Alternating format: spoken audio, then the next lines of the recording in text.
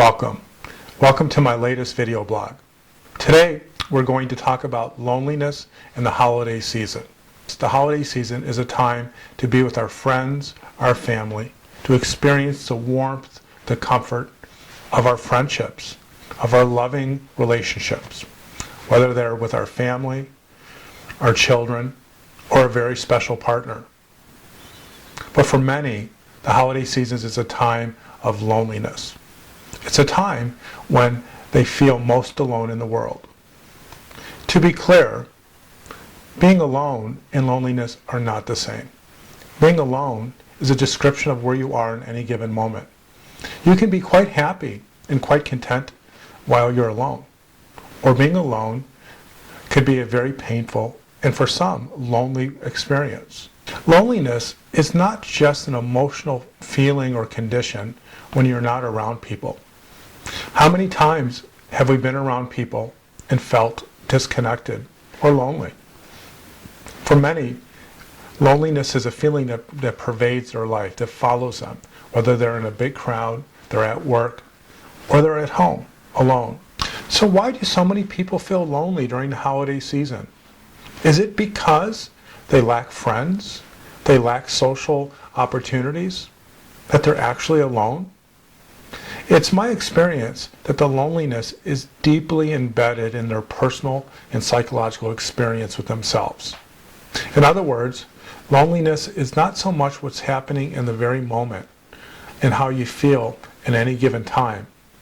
It's deeply connected. It's rooted in one's childhood.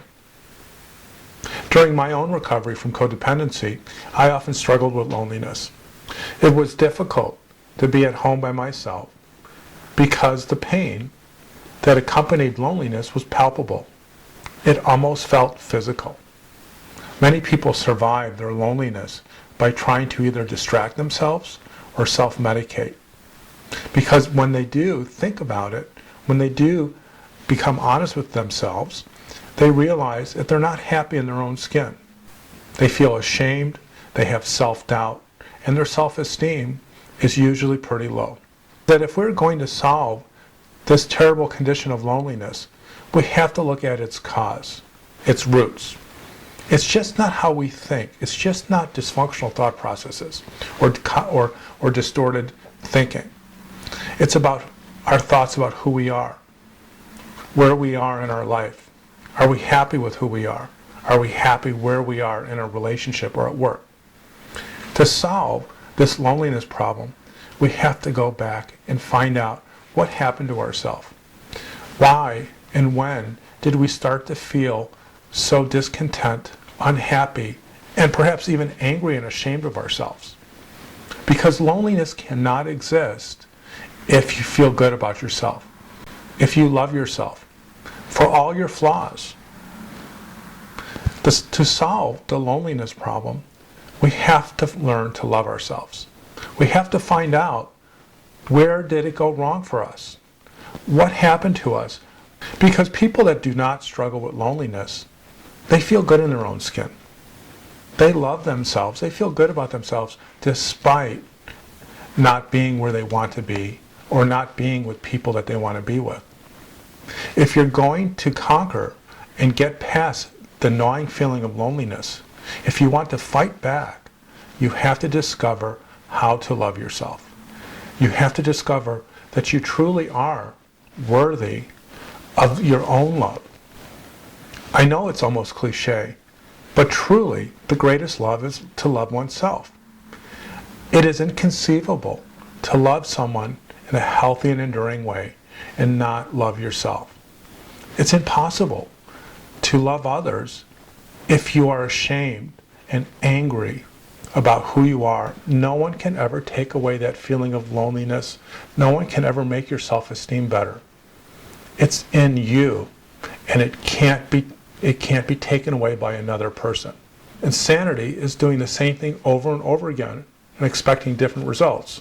If we're going to finally stop that insanity, finally reach out, perhaps to a therapist, maybe through church or synagogue, but go beyond our sad, angry, self-loathing feelings and find peace. It's only through this process this transformative process, this journey, this healing path, are we going to finally look at loneliness square in the eyes, and we're going to finally let it go?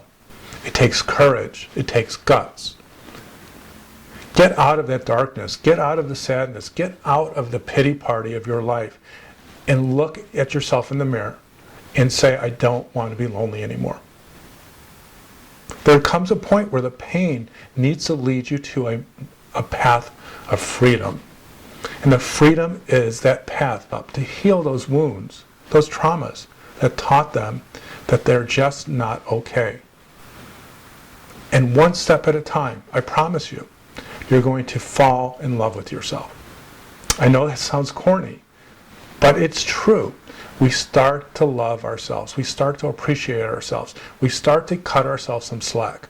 We start to have empathy for ourselves. We start to forgive ourselves. In this process of self-forgiveness, in this process we build a foundation that becomes resilient to loneliness.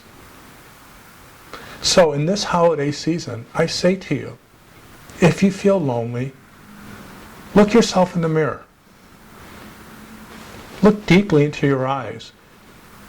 And if you see loneliness, what you're seeing is a person who has pain and unresolved trauma.